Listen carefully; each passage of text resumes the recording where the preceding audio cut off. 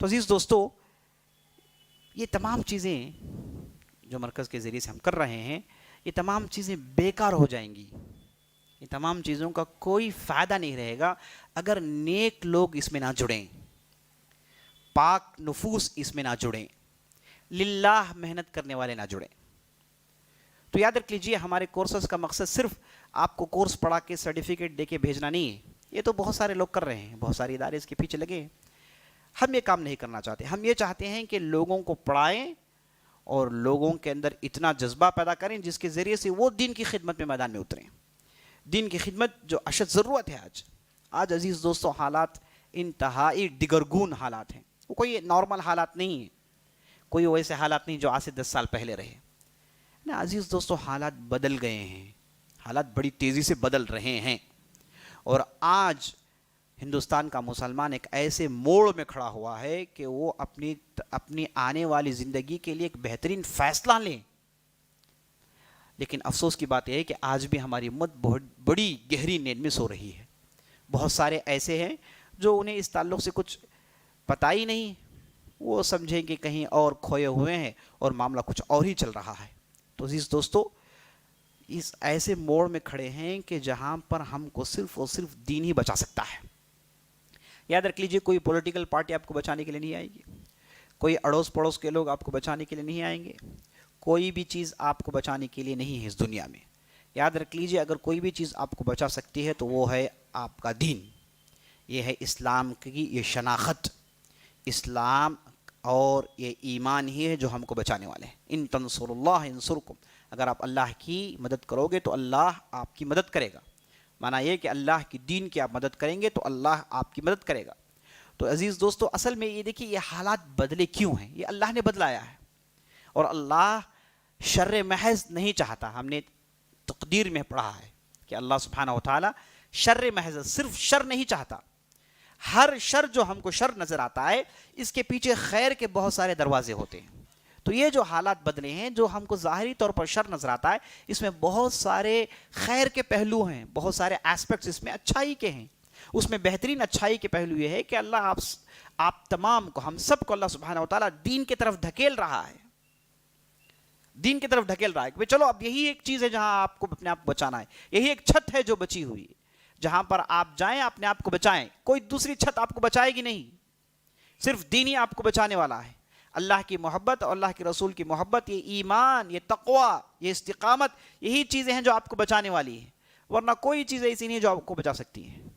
تو اللہ سبحانہ و تعالیٰ یہ چیز ہمارے ذہنوں میں ڈال رہا ہے، پوری امت کو اس طرف سمیٹ رہا ہے. سے بڑی خیر کی بات کون سی ہو سکتی ہے کہ ہم سب جائیں دین کی طرف رجوع کریں.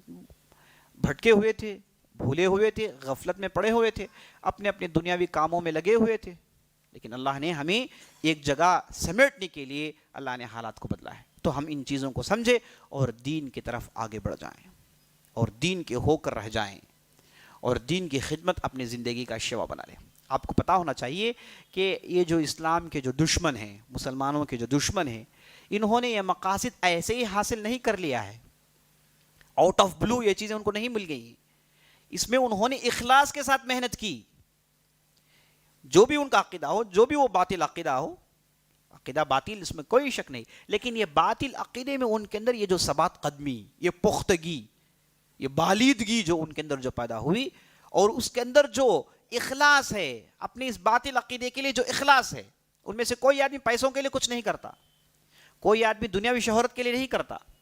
ان میں سے ایسے لوگ ہیں جو اس عقیدے کے لیے سب کچھ انہوں نے چھوڑ دیا ہے.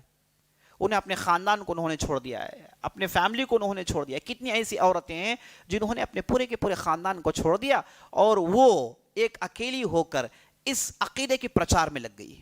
گاؤں گاؤں، گلی گلی، نکڑ نکڑ، سڑکوں میں گھومتے ہیں اور اس چیز کا پرچار کرتے ہیں. کتنے ایسے ہیں؟ ایک دو نہیں ہیں، بہت بڑی تعداد اس کے پیچھے لگی ہوئی ہے. اور کتنے ایسے ہیں جنہوں نے اپنی پوری زندگی میں ایسی تبدیلی لالی کہ وہ کبھی دنیا کے تعلق سے سوچیں گے نہیں. صرف ان کا مقصد ہوگا کہ یہ جو عقیدہ جسے انہوں نے بنایا ہے، یہ جو چیز جسے وہ مانتے ہیں، اس کے لیے سب کچھ صرف کریں. کتنے ایسے ہیں؟ کتنے ایسے ہیں جنہوں نے اپنا پورا مال لگا دیا؟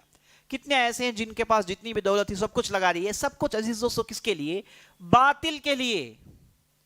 اور انہیں معلوم ہے کہ اس میں صرف چند دنوں کے فائدے ہیں بس، اس کے بعد اس میں کوئی فائدے نہیں ہے، اور آخرت کی زندگی تو ایمان ہے ہی نہیں ان لوگوں کا.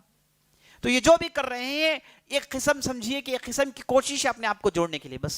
اس میں انہیں دنیا میں بھی کچھ ملنے والا نہیں ہے، آخرت میں بھی کچھ ملنے والا نہیں ہے. آپ ان سے پوچھیں گے اگر یہ عقیدے کو آپ نے نافذ کر دیا تو آپ کو کیا فائدہ ملے گا، اس کا جواب نہیں ہے ان کے پاس.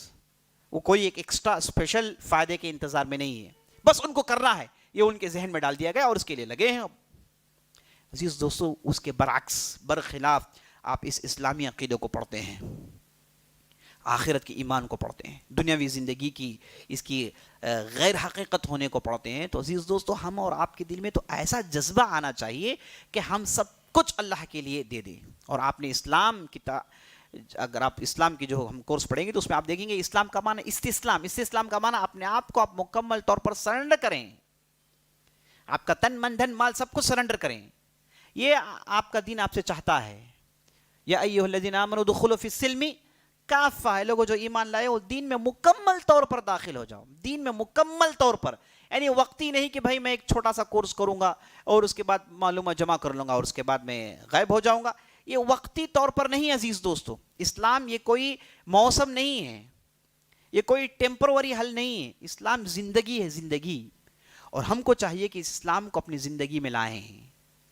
اور صحابہ اور ہم میں فرق کیا ہے؟ بار بار میں یہ کہتا ہوں، صحابہ اور ہم میں فرق کیا ہے؟ وہ بھی تو انسان تھے، ہم بھی انسان ہیں. ان میں بھی مالدار تھے، ہمیں بھی مالدار ہیں. ان میں بھی غریب تھے، ہمیں بھی غریب ہیں. انہیں بھی اللہ نے عقل دی، ہمیں بھی عقل اللہ نے دی. ان کے بھی دو ہاتھ تھے، ہمارے بھی دو ہاتھ تھے. ان کے بھی دو آنکھ، ہماری بھی دو آنکھ ہیں. یہی ہم جیسے ہی انسان تھے نا. لیکن انہوں نے چند دنوں میں ساری دنیا کے کائے کو پلٹ دیا، ساری دنیا کے میپ کو انہوں نے تبدیل کر دیا، اور جہاں کہیں بھی گئے اسلام کے پیغام کو دور دور تک پہنچایا. ان میں سے کسی نے اپنی زندگی کو سنوارنے کے لیے کچھ کیا نہیں. انہوں نے جو بھی کچھ کیا اللہ کے لیے کیا.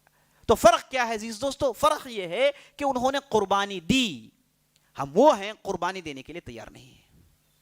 ہم وہ ہیں جو قربانی دینے کے لیے تیار نہیں ہیں. اگر ہم بھی قربانی دے دیں تو جیسے نبی صلی اللہ علیہ وسلم نے کہا کہ میرے بھائی آئیں گے آخری زمانے میں، اخوانکم، تم تو میرے اصحاب ہو، میرے بھائی آئیں گے جن کے پاس اصل ایمان ہوگا. نبی صلی اللہ علیہ وسلم نے کہا تو اخوانکم، ہم نبی صلی اللہ علیہ وسلم کے بھائی بن سکتے ہیں کب؟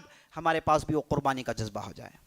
تو عزیز دوستو یہ قربانی کا جذبہ ہمارے اندر جب تک نہیں آئے گا ہم مار کھاتے رہیں گے، ہمیں لوگ رونتے رہیں گے، ہم پسپا ہوتے رہیں گے اور ہمیں ختم کیا جائے گا. ہم بزدل ہو جائیں گے، ہم کمزور ہو جائیں گے، ہم سمجھیے کہ ایک ڈھانچہ، صرف ڈھانچہ ہو جائے گا، کھوکھلا ڈھانچہ بن کر رہ جائیں گے.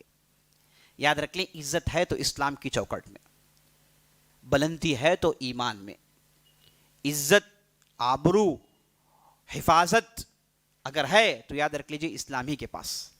اور ہم اسے اگر چھوڑ دیں تو ذلیل ہو کر رہ جائیں گے. مجھے عمر بن خطاب کا قول یاد آ رہا. عمر بن خطاب کہتے ہیں کہ اللہ نے ہمیں بنایا ہے اسلام کی تباہ کرنے کے لیے. ہمیں چاہیے کہ اسلام ہی کے ذریعے سے عزت کو تلاش کریں.